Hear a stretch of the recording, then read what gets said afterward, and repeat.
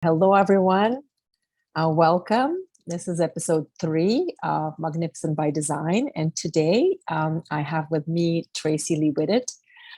Tracey is a healer, an intuitive guide, and an energy healer, intuitive guide, and a channeler. Tracey lives in Santa Fe, New Mexico, and she shares her unique gift with her clients called the Transmosis Healing. And we will, of course, talk in more detail what that is.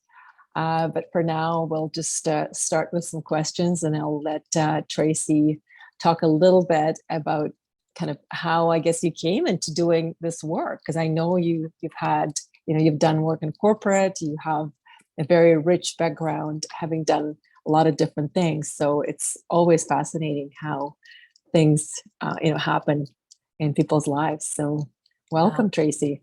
Thank you so much, Eugenia. It's so great to be here. Thank you. So do you want me to talk about Transmosis now? Okay. Transmosis Healing, or how you came to be the energy healer and intuitive guide and a channeler, because all of these things are so fascinating. Well, I've always been interested in energy work because I've always been interested in improving myself and feeling more comfortable in my own skin. And I just seem to have a natural affinity towards energy work. And it was a long time ago, it's 1983, a neighborhood teacher suggested that I take Reiki. So that was my first introduction into energy work. And one day I lived in Colorado, and I was working with someone in my sunroom, and I had my hands on her torso. I was just doing Reiki, and I heard the word transmosis. So I wrote it down on the whiteboard, which was behind me, so I could remember it, because you're kind of in a space when you're doing that. And nobody could tell me what it meant. Like channelers, people that should know maybe, but it was a special message for me or something like that. So I started researching like trans for transformation, things like that. And osmosis, it's going through a membrane and all that stuff. Yes. So I just asked Spirit one day, what does transmosis mean? And I don't talk like this, but this is the sentence I got. And that's why I like to read it, because it's just different. Transmosis is an unconscious transfer and assimilation of higher energies to raise the recipient's energy to equal the source energy. Wow. So I don't talk like that. So I knew it was channeled information or from spirit. And so I kind of just had to trust. And that's my biggest thing, is to trust. So I trusted what that was about.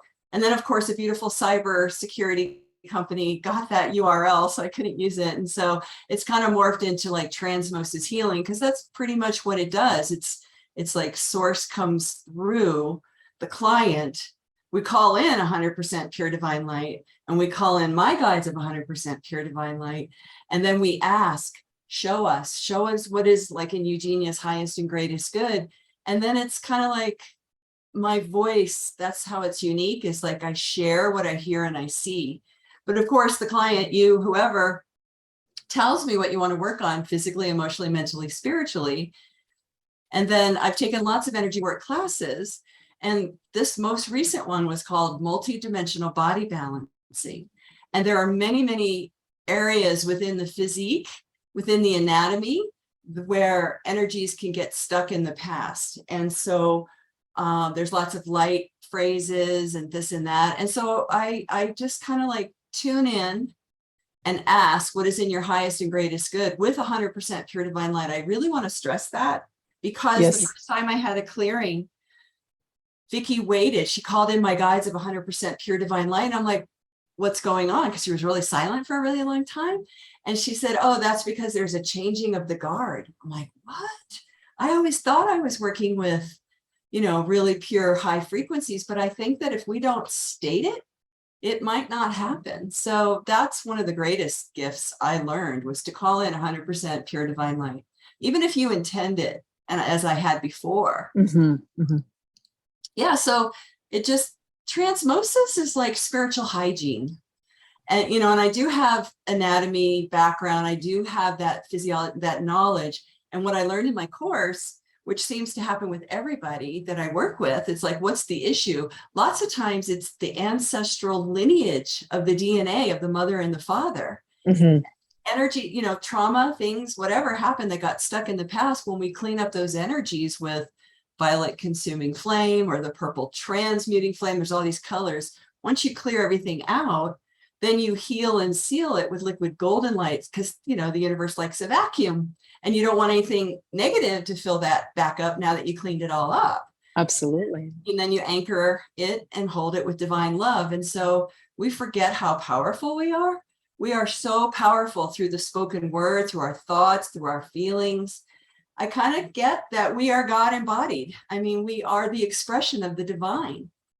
But we don't think like that, right? I didn't. I never have before, because I didn't want to think I was conceited or, oh, you're all that in a bag of chips, all of that stuff. It wasn't that. It was just like the truth. We are human, but we're also divine. It's like that consciousness that makes the wind blow, that beats our heart. I mean, it's bigger than us. It's bigger than me. And I thought I was in charge, but I'm not. So Transmosis really seems to help people in a very unique way. It's like going on a soul journey. Like when you used to have your parents read you a story, your imagination, you can imagine the red barn or the this or the that is being described. And it's like soul homeopathy also, just trying to find some words that might clarify what transmosis means, because I was kind of thinking, oh my God, this is a made up word. And then I had a dear friend, she said, no, it's a divinely appointed word. I'm like, okay, I'll buy that. Because it kind of explains it. It cleans you. It's like cleans you up so that you can be really whole and who you are and not stuck in the past, because we're all trying to be in the present moment. But then we might have these operating systems in the background that we aren't even conscious of.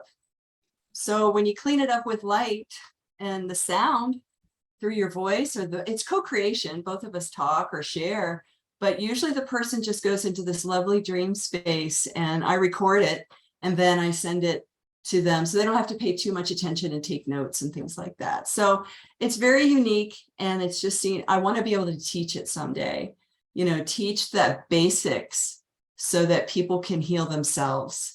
We might contemplate or meditate in the morning, brush our teeth, take a shower, but do we think about our energy fields and our bodies? So. Wow, this is so fascinating. And there's so many questions I have for you. I mean, thank you so much for sharing, because when you shared with me what you do when we first met, I didn't feel like I needed an explanation what transmosis healing was, just because intuitively, it felt like something really deep and more on the cell level than anything. And, I have family constellations training, so I get it that the ancestral energy can really have an effect on us, and the field can impact our lives and our connections with others.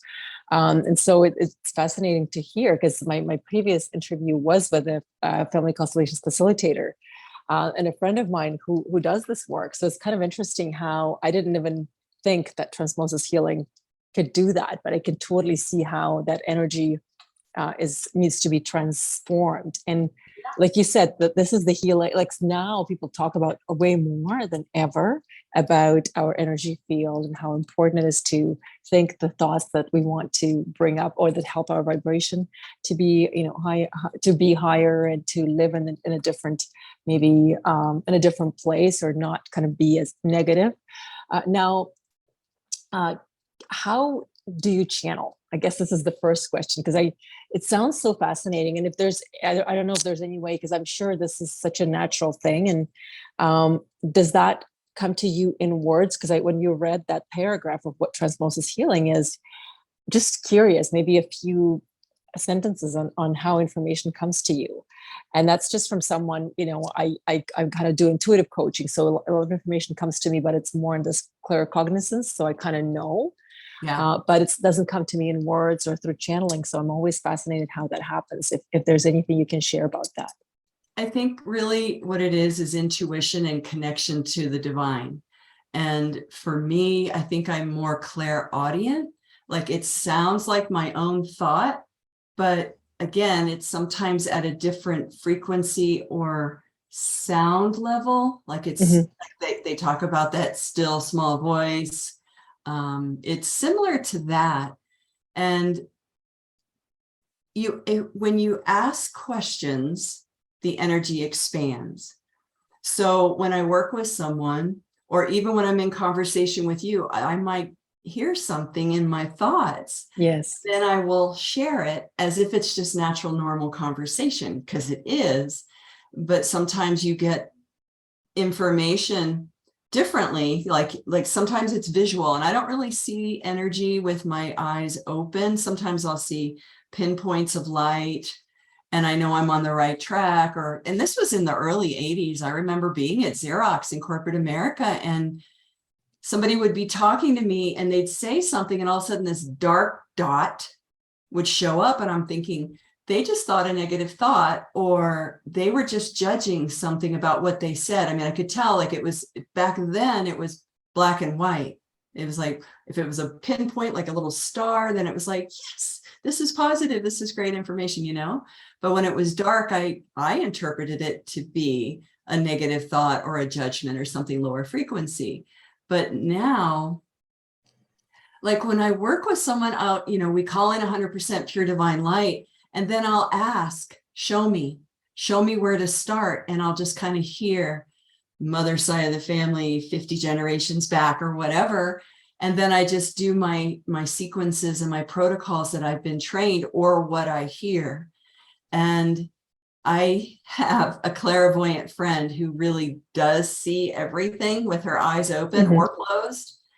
And she was my client, and she said, oh my gosh, everything that you are saying is happening. And it was like such a clarification or a trust or a confirmation that I'm not making this up, that I'm like a messenger for in between the soul and the divine and what would help them. And, it's so interesting sometimes, because the client will say, I want to work on this, this, this, and this. And it's like, I'm doing energy work. How am I going to clear that physical issue? But, sometimes these wounds and disconnects happen in our soul body or our mental body that is more refined, and it finally manifests physically if you think certain things over and over again, or as a simple example. And I think it's a trust walk, especially for me, that trusting what I'm sharing and hearing is really happening. And for my friend, the clairvoyant, to tell me that it actually was happening, it's like soul homeopathy. It's like the soul goes on this journey, like I'm telling a short story, but we might be working on your nervous system in the astral body, and we'll put you in the holographic fight or flight room and pull the energy down. So like the sympathetic's not always on, and the parasympathetic pull it down. And then we reset everything with light and anchor and hold it. And I don't know how it works, but it seems to really work. People feel so much better. And if we're whole, if we're in wholeness, we're not fractured and split in all these different wounded directions and things. If we can just be healed and become whole, and then just connect to the divine, if we follow the energy that's light, then our life gets better. And it's when we go against our gut and our own knowing that it doesn't work. So I had someone, I'll throw out another word called chinning. I was like, she goes, you don't channel, you do chinning. And I was thinking talking, with my chin. And she said, you go up and get the information. It doesn't come down to you like channeling. It's like, I'm not channeling a being.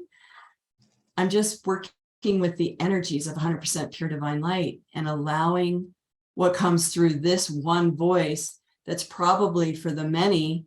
And I don't know what it means. I don't have an agenda for what happens for the person. I'm not going to create karma for somebody, I don't want to take over and make this change kind of a thing. So yeah, I am on the receiving end, and I'm just the messenger.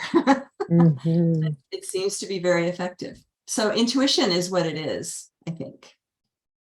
Wow, it's incredible. I mean, and I've experienced your work just very briefly, and I'm looking forward to experiencing it soon. But when you've cleared my, that issue that I had when we met, and I felt such an incredible light and release from the headache that I had. and I felt the energy just dissipate because you were doing some things. So I guess, I mean, I'm a total believer. It's just, and it's also, it's also in your energy field, this pure, there's this strength, but there's also this love and warmth that radiates from your personality that I just find is so magnetic. But yeah, and there's also this element of just you being so natural at this work, which I find is totally is just incredible. Right, considering, like I said, kind of your story, and maybe you can briefly talk a little bit about your kind of your background and how you started also taking these courses, because I find some people are natural channelers or healers, and it sounds like you had a natural gift, but you also gravitated and kind of learned some things. I'm sure I'm imagining this would be around the the different energy bodies and kind of some other things. So can you talk a little bit more about kind of how you went into some of the studies to support this work? And in 83 I took Reiki, and they said if you don't use it, you lose it. And 10 years later, I thought, oh, I haven't used it. I better take the class again. And I love to learn, so it was no problem. So I took Reiki 1 and 2. And then I realized I didn't really need to take it again. And then I took Reiki 3, and I just kept going because it was a natural. I think it's really the motivation is I wanted to heal myself. Mm-hmm. And if I could heal myself, then I could assist others. And I don't really know, it's almost like being a fish in water. You don't know you're in water. You don't know that you're intuitive, and things like that. Yeah. And I wanted to fit in because I never did. I never fit in. I was always different. I knew I was different, but I didn't want to be different. I was like not embracing myself, right? And the shadows and the gifts and all of that. And I would work in corporate America. Well, that's just not my nature, but I did it forever. And I was good at it. Maybe it's that Capricorn moon thing, just do it. And I learned how to act in that environment. But at night or on the weekends, I was with my spiritual friends, and we were doing energy work and learning things and listening to channels and all of that. But I didn't bring that into the corporate world because I have discrimination ability. And then, some people would receive it and want it, and I would clear their chakras like we did with you. And that's what nurses do, the healing touch. So I've kind of combined all of these techniques. But what I learned, one day I was driving to work and I heard call Vicky. So I'm like, no, I wasn't following my guidance. But then finally I did, like the week later, I'm like, fine, I'll call Vicky. And this is this lovely woman that lives on my way to work. And I would always go the back road. So she's like on a farm, and she's beautiful. So I called her. And of course, her outgoing message said, hi, friends, we're out camping. But if you want an energy clearing, call Jean. So I'm like, oh, she does energy clearings? It's kind of close to my birthday. Maybe I'll give that to myself. So I called Jean, and we did work at Vicky's house, and she had a dome. It was a really cool geometric shaped building. Mm-hmm. And what I realized is that Vicky and Jean, who are my teachers for the multidimensional body balancing, they gave structure to what I was doing naturally. They kind of gave form to what I was doing naturally. And the naturally is just sharing what I hear and I see, but just trusting. And like they would say, so who are your guides? And it's like, I don't know, and that was so interesting when they had that changing of the guard and everything. So it's like, wow, this is really important. And the reason I know that is there was this course I took called Dream Walker. And it was a course to train you to assist people who are dying in terminal illness care in hospice to go to the other side. And in that workshop, I heard my godfather's voice, and he was like from Tennessee, so he's real kind of twangy and stuff. No offense to anyone listening, but he'd go, hi, honey. And I was like, and I knew a spiritual law was you have to ask 3 times and they have to tell you the truth. And I'm like, are you Uncle Joe? It's like, yeah, I'm him. Are you Uncle Joe? Mm-hmm. Are you Uncle Joe? And then it was silence. And I was like, oh, you got to go. So there are energies out there that are tricky. And I've learned to call in 100% pure divine light. It's most important. I know it is because I've had that my own inner experience with it. So I was basically guided there by spirit to do this work, or I would just go get excited. It's like, oh, I'll take UN method. What's that? Or I'll just check out matrix energetics. What's that? Access consciousness. Cool. Change is easy. Okay, let's do that. And so I just had a natural affinity to it. I just like it. And we're all energy. It's Yes. just somehow I know now that I'm not doing the corporate America thing, that I can 100% be who I really am. Like people say, who are you? What do you do? It's like, oh, well, I'm an energy worker. I do energy work, And then sometimes they look at you like you have 3 heads, but that's okay.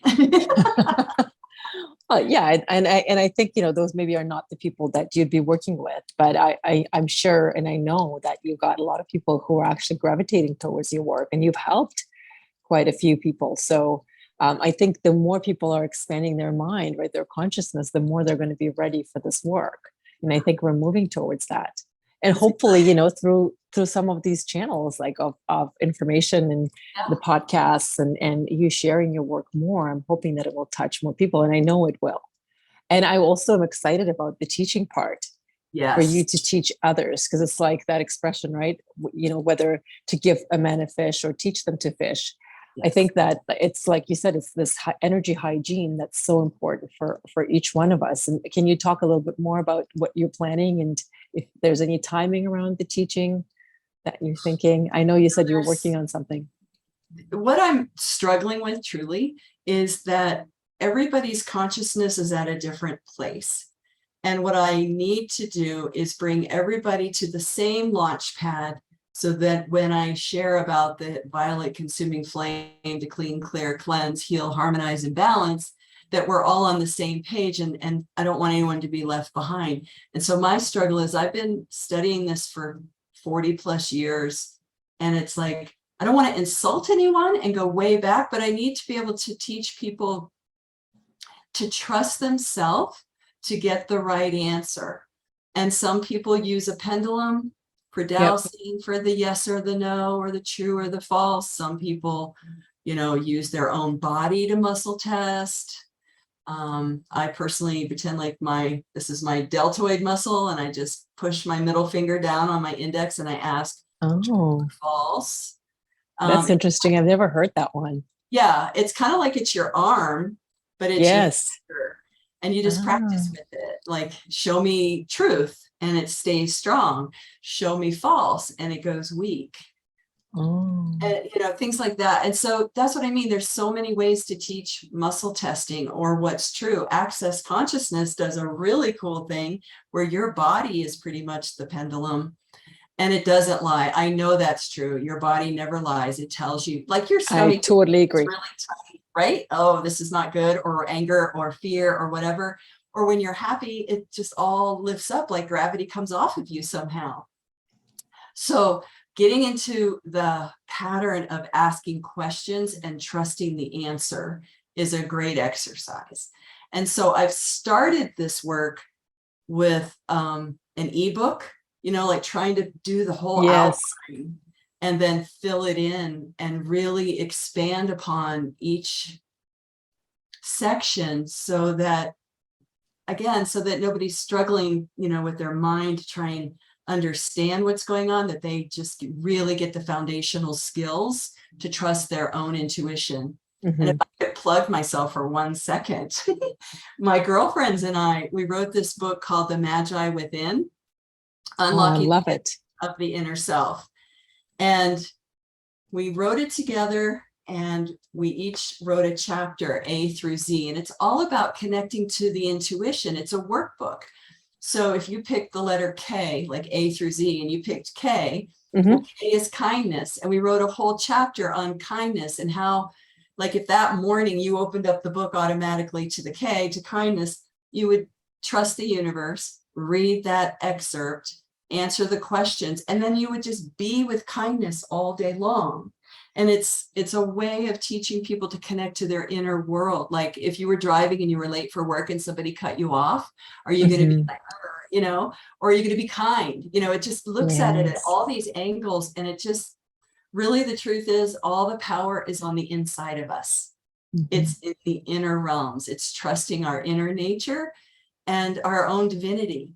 And that would be a foundational thing to teach people to really play with their own intuition. And on my website, TraceyWhittet.com, you can buy this book on Amazon, which is great, or you can get it for free, but you would download a PDF of the work. So it is free on the website under book, but it's really teaching, empowering people to be who they really are, trust what they know to be true, whether they hear it tactily, you know, they hear it, they feel it, they smell it, they know it. There's all those senses, and we're all unique, and nobody's better or worse. It's just like, how my challenge is, how do I express it in a way that people really embody it and can use it for themselves and clean themselves every morning and like connect to themselves. And there's so many things, like when I worked with you, we did the healing touch, and you just clean up the chakras and get them moving again. Simple empowering tools that we can do for ourselves. Makes people feel better. It's, you know, energy is designed to flow and move, and we get stagnant sitting at my desk in corporate America, or not being true to myself. But it's all perfect, you know, it's all divine timing. And I wouldn't really change much, because I wouldn't be in this moment with you right here now, sharing what I know from, and I used to never talk about this stuff, you know, the discrimination thing in corporate America. Now I feel like, why not? Why not be who I am? And it helps people. And I want to heal the world, but I can't do it by myself. I would love somebody in each household to know how to do this so they can work with each other. And I think energy medicine is the future. It's just a feeling. It really feels to be, that's who we are. It's our essence. And if it gets stuck or blind, I mean, acupuncture, chiropractic, all of that was, well, acupuncture is very ancient. So is chiropractic. But in the AMA world, you know, American Medical Association, it's like, oh no, that's woo-woo. And now that's mainstream. So perhaps trusting consciousness to lead us into new frequency medicine, whether it's coming through a human's body or a piece of equipment, whether it's a laser light, whatever, you know, I'm open to it all. And I actually kind of trust it a little bit more, because there aren't any side effects. That's why I call it soul homeopathy, because there aren't any side effects. It's only coming through at the exact right frequency and potency that is perfect for the individual. And I think that we all have this ability, and I just need to synthesize all this information into an easy to not grasp, but retain and embody and practice with. So and navigate through. Huh? And navigate through, right? Something that people can use as a guide or as an instruction manual almost, it sounds like. Yes.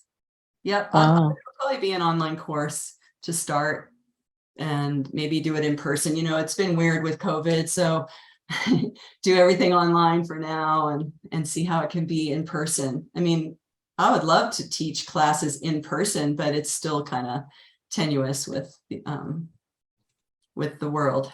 But you can touch so many more people too, like when you're doing things online, right? It's like there's no borders to the physical geography. Just kind of, it's limitless in a way, so you can touch way more people. Yeah, it's just fascinating. And the more we talk, the more I realize how deep your knowledge is, and how, you know, in a way wide, but also how deep it is, and how much time you've spent studying in combination with your natural gifts. So can we talk a little bit about your design, just briefly, and just curious, you know, since human design is one of the areas of my work, and I'm always fascinated how people kind of find themselves and kind of live as themselves, and kind of really step into their power, especially women. So you are a generator, and you're 6'2", and you have a right angle cross. So right angle cross. So that means, you know, you're here, sorry, left angle cross. I apologize. Okay. A left angle cross. So you're here to help others. and really kind of your life. You're here to share your knowledge and to share your gifts with others versus a right angle destiny, which is more about kind of their own process. So when you learned about your design, which I think you told me was a few years ago, was there anything new, or even more than that? Was there anything new? Was it helpful for you, or did you intuitively already feel that you pretty much know and kind of are very connected? Very helpful, especially the strategy for life, like wait to respond, because I would create havoc and chaos by just doing something without waiting to respond and getting if it's a yes or a no. If it's a yes, then your life is smoother. And yeah, I was working at Roche, Colorado. I was a temp or something at that time. And human design came to me then. And then I met a woman who does it for her living. And she gave me a recording. And one of the things that sticks in my mind, because I don't really know the channels too well, but I do know that I think it was my heart and my head were open, so they're not defined. So I can kind of like sway to whichever way my environment is. And the thing that stuck with me was, she goes, let's say you're writing and you have writer's block. She suggested that I go to a coffee house because other people in my environment's energy could fill in that channel that wasn't halfway filled in, and it would allow the information or the energy to flow. Or that's how I think I understood it. The way to respond was a huge thing, because I am very impulsive. Okay, let's do it. Oh, wait, I said yes, and I really meant no. Because I've said yes, people pleaser kind of a person or whatever. Yes, of course. Yeah, it all happens. And then it's like, I knew I shouldn't have come here today. I didn't really want to come to this party or whatever. Yes. Yeah. So trusting yourself is the biggest thing. And again, it's like human design. It gives you structure to what you already are, but it helps illuminate and almost gives me permission to be who I am.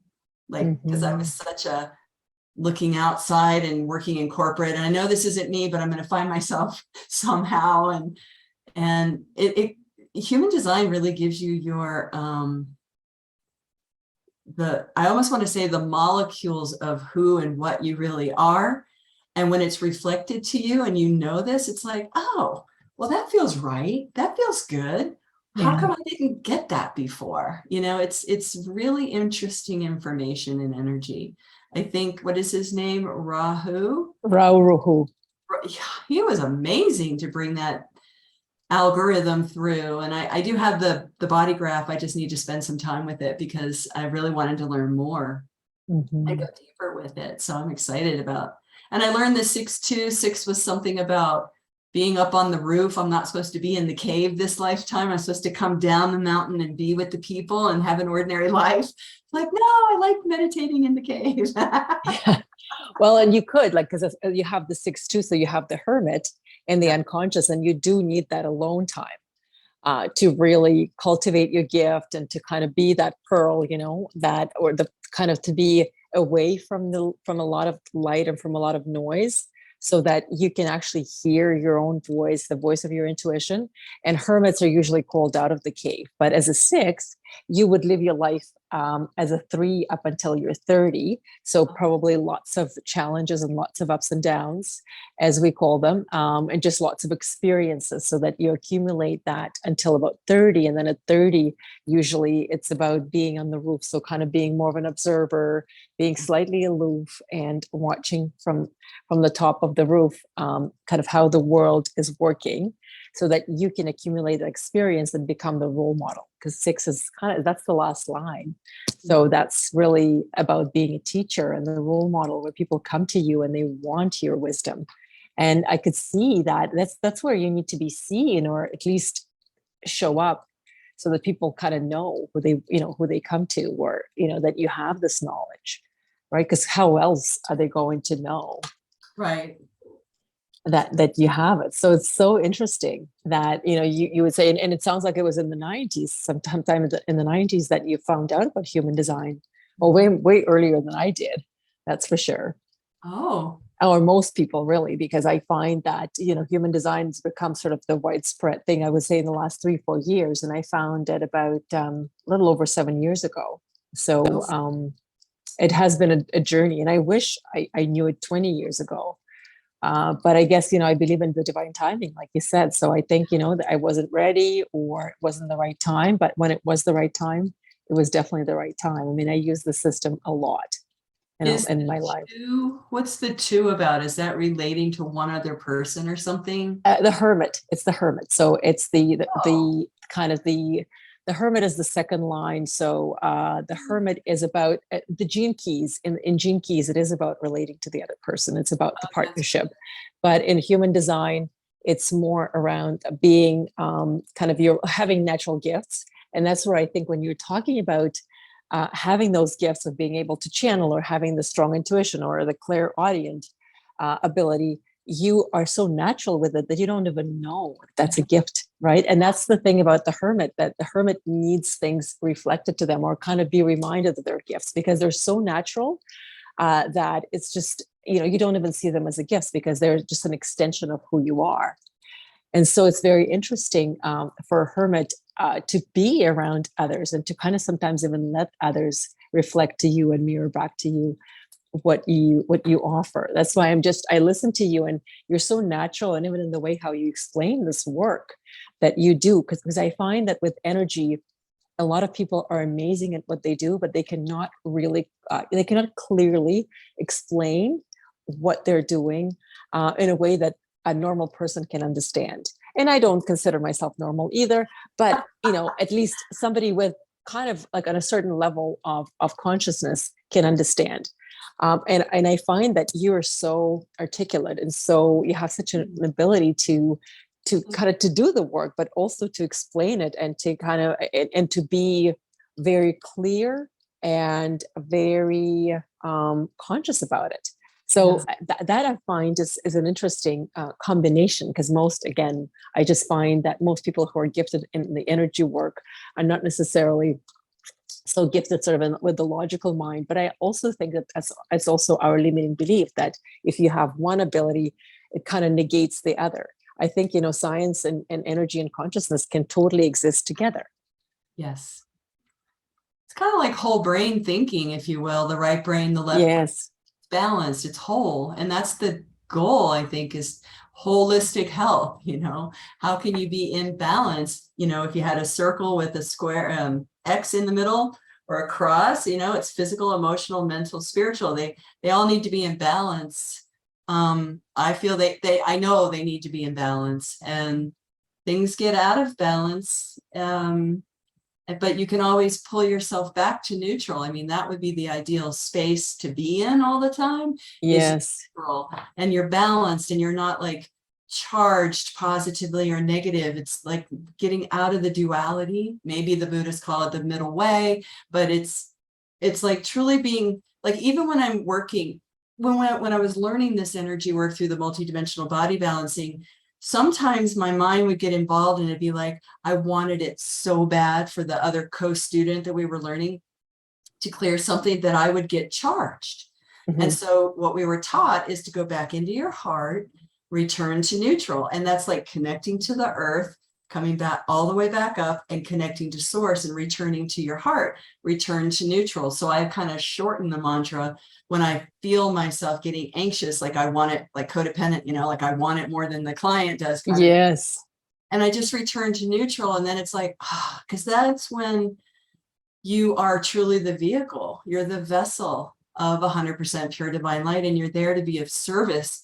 It's very sacred work. It's not, I'm just kidding now, but it's not like swinging a chicken over your head. It's not phenomenal. It maybe the results could feel phenomenal to the soul or to the individual, but it's very sacred. And I take that, thank you for saying that about my energy or purity or something, because I take it very serious. If I'm learning Reiki, and if you're mixing in other things, I tell someone this is now access consciousness, or this is that. Mm-hmm. I don't, when I was learning this work, we were silent, and I'm kind of a mercurial mind. It's like, well, what's going and this and that, and and they might say, oh, this or that. So I personally like to know what's going on, which is why I personally record it so someone else knows what's going on.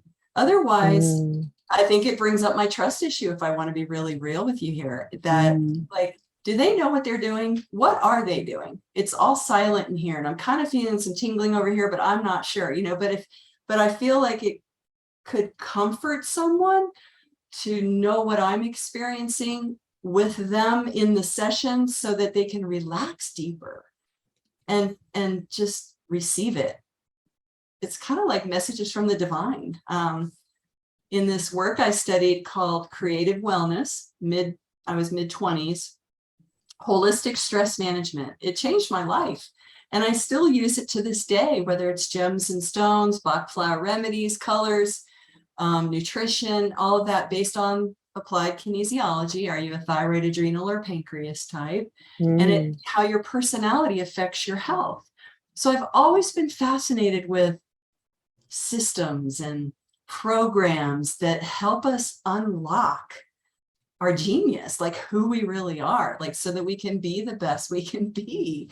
Even in corporate America, I was doing process improvement, like, okay, let's work smarter, not harder. And I just think that way. So maybe it's that anal retentive organizational ability.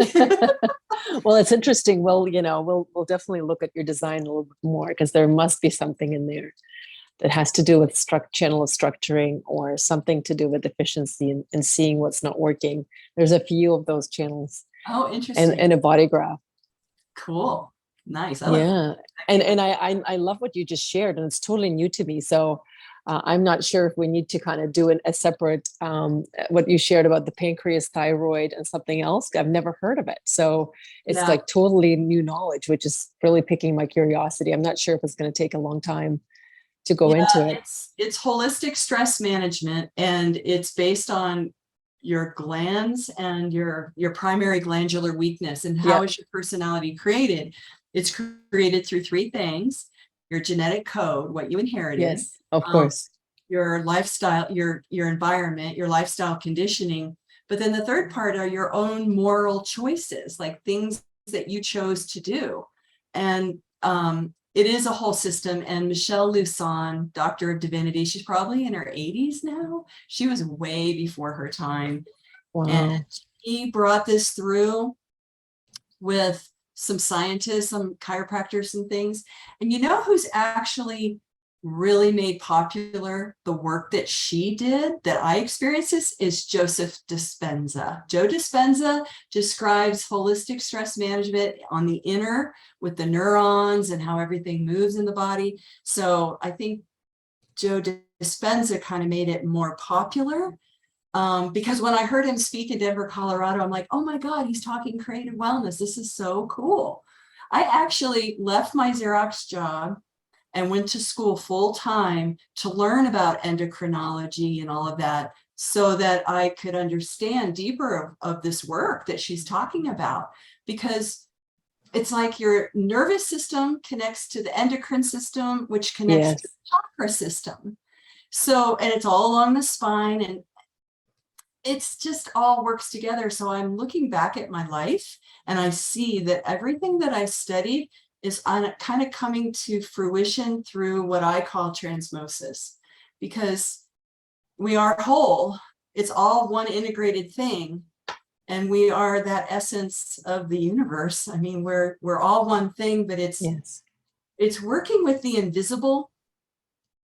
Someone asked me actually on Sunday, he said, how would you describe energy work? What is energy work? And it's like, oh, it's an interesting question. And it's like, well, you're working with energies that you can't see. Some people can because they're clairvoyant, but it's just energies that are there, that exist. I mean, it's mysterious. It's, are we really, we're all one? How does that work? The brain can just kind of short circuit all of that truth that we feel and know. But Creative Wellness is a book, and I don't think it's in print anymore, but I think I can teach it. But that was something I wanted to do, is teach corporate America holistic stress management. And I tried to do that at a complementary care kind of a place up in Loveland, Colorado, and it was still too soon. Like it was still too way out there for them, you know? Wow. So I don't know. And it was just so helpful. It is so helpful. I was Iris. I tested to be Iris, goddess of the rainbow, who's the natural intuitive. It's like, oh, so my glandular weakness is pituitary adrenal. Mm. An adrenal type. I get burned out easy. And if I look at my family's history genetically, you know, Yes. I had peripheral artery disease, my father had heart attack, you know, so it's systemic, but it works for the individual. It's fascinating work. It's great work. And that would be the other course I should bring through. I think you should, because everything, first of all, like I've studied so many different things, and this is a whole new way, but it totally makes sense. Doesn't it? Absolutely. Because I mean, everything I know, and I studied to be a doctor, which, never sort of came to fruition in my life, but I know the anatomy and, sort of the energy bodies, and it totally makes sense how the endocrine system would affect the nervous and the other way around. And I think I'm the adrenal as well. I think I burn out quickly. I think is pretty much, intuitively, that's what it feels. Definitely would be one of mine. So it's fascinating. And I would be the first person to sign up. So I think, honestly, the more we talk, and we've spent time talking about different things, and like all of these things are coming up, and I'm just absolutely fascinated. I think you have so much to learn. So I'm hoping that you can start putting this information together and sharing that, because I think a lot of this, I mean, it sounds like you've been spending years and years and years going deep into this knowledge, into studying this way before it became kind of a knowledge, like more information is spreading now, but it sounds like you were way before your time, or before the internet anyway, right? Before the internet, yeah. That was like mid 90s, I think, when AOL came out, and I was like, yes. Oh, this is cool. What's this? So if I were to ask you, Tracey, like kind of, now looking back, and I know you said, there's many things you've done, what advice would you give to your younger self? Don't take life so seriously. I was very hard on myself. It's like, oh, I got to get this right, kind of a thing. And, that's a really interesting question, because it's like, if I could tell her, trust yourself, just trust, you do know what you know. And that, because I had this, and maybe I still do have this pattern outside, that you guys, everybody else besides me, knows what they're doing in their life, and I don't. So it's kind of like an insecurity or a worth thing or confidence thing. And why I came in with that, I don't know. I don't know if my family seemed to be fairly loving, but then again, you're like a fish in water. You think your family's healthy until you have contrast and find out, oh, maybe not so much, kind of a thing. So I would just say, love yourself and be kind to yourself. Really, that would be the nicest thing to say, is to be kind to myself, because I was pretty rough, but that's that I'm going to get this right kind of an attitude growing up, and I'm going to feel comfortable in my own skin no matter what, and I'm getting there. I really am. I'm fascinated how long it takes humans to grow up, to really know who they are and connect. I think I'm a late bloomer. Well, I mean, you look so young. Honestly, it's like, thank you. I just think that I believe that we kind of live our life in stages, and this is kind of the stage of you being like, blooming, but also sharing this knowledge and stepping out into in your full power and your full expression. Is the amount of information, but also the amount of energy, and just you being you, it already makes a difference. And just everything that you've shared, I'm just in awe. And I'm hoping that you can bring this work forward, that you're not going to change your mind, and go and kind of, travel the world. And because I think the world needs your energy, the world needs your light, and the world needs this knowledge as well. Because I think just imagining, kind of having a course that can help people look after their energy, I think the world would be at so much better place. As I always say, even with human design, if everybody knew and lived according to their design, according to their strategy, yes, the world would be such a different place today. I'm thinking kindergartners, if we could start really young, so that they just love the heck out of themselves, and teach them blessings to the adults. They're doing the best they can, but that whole stuff about the wounds that we can get, like shame and taking it personal and all of that, I used to teach my stepchildren, and my son, I would say, hey, check it out. Don't assume that I know what I'm doing. And I didn't say it like that, but it was like, if you think a certain way, it could be a misperception, and to check it out. Yes. Communicate and to be honest and authentic and real, because that's what our world needs, is sovereignty, like who we really are to come forth. And we're brilliant. We just follow the news and things like that when we're younger, or watch silly shows or something. So, whoops. I also think, oh, she's cute. But also I think as parents, it's sometimes, like you said, being honest, right? And not pretending. Because I think as parents, we do fly by the seat of our pants a lot. And sometimes we don't have the confidence to admit it to our kids. And maybe in certain times, it's not a good idea to admit it to our children. But other times, especially when they're older and they start seeing through this stuff, we start looking silly when we continue pretending. So sometimes it's good to just come out clean and say, you know what, I don't know 100% what I'm doing, or, but I'm doing my best. But being able to be the adult in a relationship, I sometimes feel that parents struggle, and our kids are our best teachers. They will point out and they will trigger us in the moments, in the times when, or places where we need that growth and expansion. Yeah. So they are innocent and they see the world that way. I remember my son was like, I was picking him up from daycare, and it was a beautiful sunset that night, and my stepfather had passed away. And out of the mouth of babes, he's looking out at the sky and he goes, Mom, are the angels celebrating because they have a new angel tonight? And I'm like, yes, that is so beautiful. Just the way he saw the world in that moment was just beautiful, just stunning, such a sweet, tender heart, and our children can teach us a lot. We're not the boss of them. I mean, they came through us, but to teach them and do the role model thing of like how to be a healthy, happy human being. Yeah. Well, I think, like you said, sovereignty and boundaries. I think a lot of us have not been taught good boundaries, so we struggle and we don't teach our kids boundaries well. And then it becomes this kind of mishmash of, the parents who are not good with boundaries. Like you said, sometimes we're pleasers and we learn, it takes us forever to learn to say no. We have this good girl thing. And then our kids are learning and modeling that. And then, we try to learn boundaries, and they, it's just, if we were to even like take our time and do it, work on our personal growth and development as parents, as our kids are growing up, I think that would make a big difference in the world as well, and take some responsibility. That's key. Really? It sounds like doing homework or something when you're a student, but it's like our health, our outlook on life, our experience of life, we really are self-responsible, but it could be fun. It could be through like creative wellness, where you don't wear red around your throat because you're a thyroid type or whatever, what I mean? It can be fun. It doesn't have to be eat your peas and carrots and never have chocolate cake. Don't ever have fun.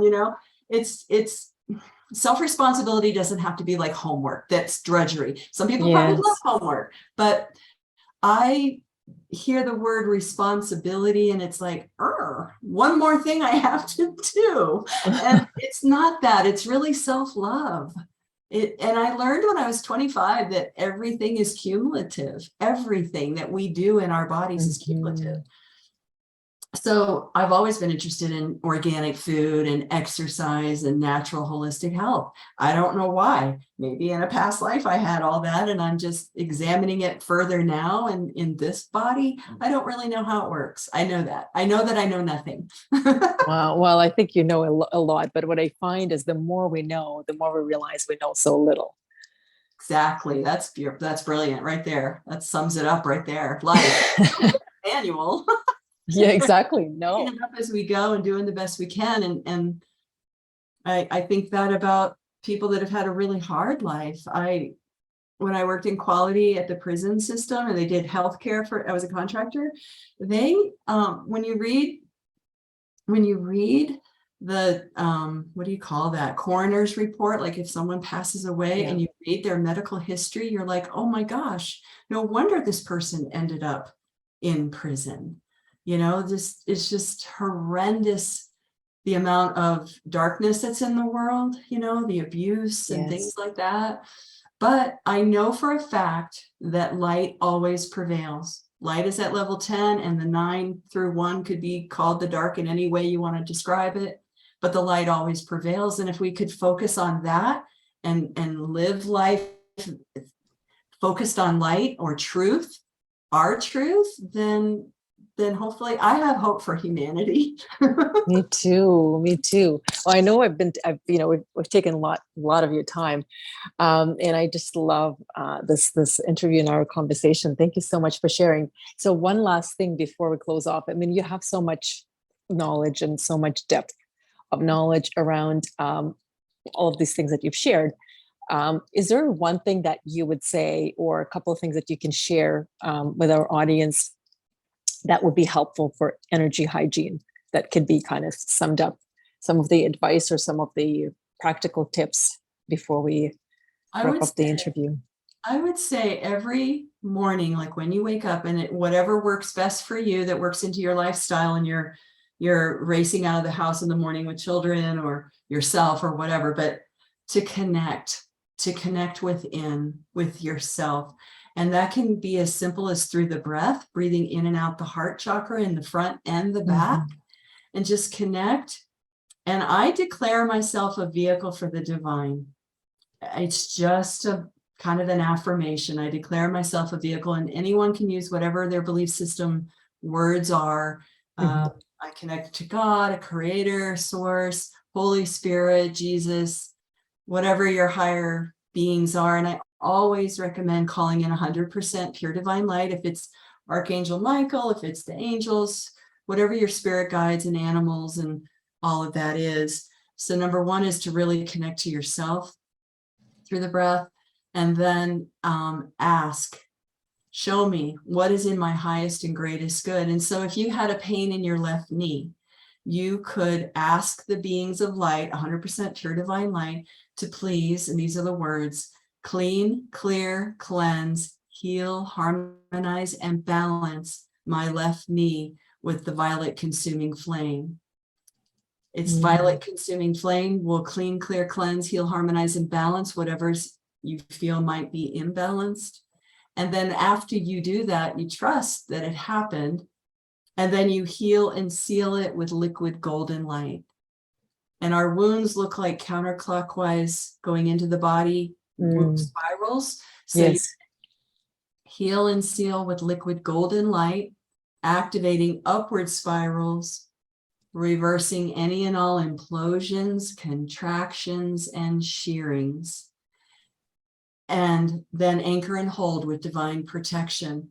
And you could just imagine yourself in a rainbow light waterfall. Purify and cleanse me, bring me to present time and guide me. You're basically reparenting yourself. You're basically healing yourself. Yes. With light and with your higher power or beings of light. So I know those were a lot of words, but you could just say that protocol and sequence Tracey said for my left knee.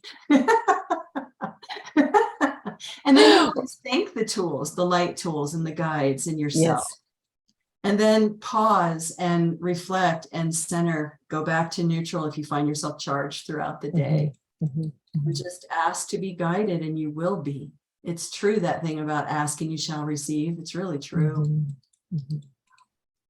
Beautiful. Wow, Tracey, thank you. I mean, I'm going to pause the recording afterwards, and I'm going to write down what you shared, and I'm sure some people from our audience will do the same, because this was incredible, and so much amazing information, so much helpful advice and guidance here. I want to see practical divinity. Yes. And that's maybe that's what you can call your course, practical divinity. Yeah. Practical divinity for every day. Like, it sounds so, I mean, I would take that course, because I'm all about practical. I'm all about practical. I think knowledge is great, but if you can't really apply it, it's not always helpful. So, and the world is full of knowledge, but it's not everything is applicable. So when when that information can be practically applied to make our lives better. Yes. Yep. It's self-empowerment. It's embodiment of the divine.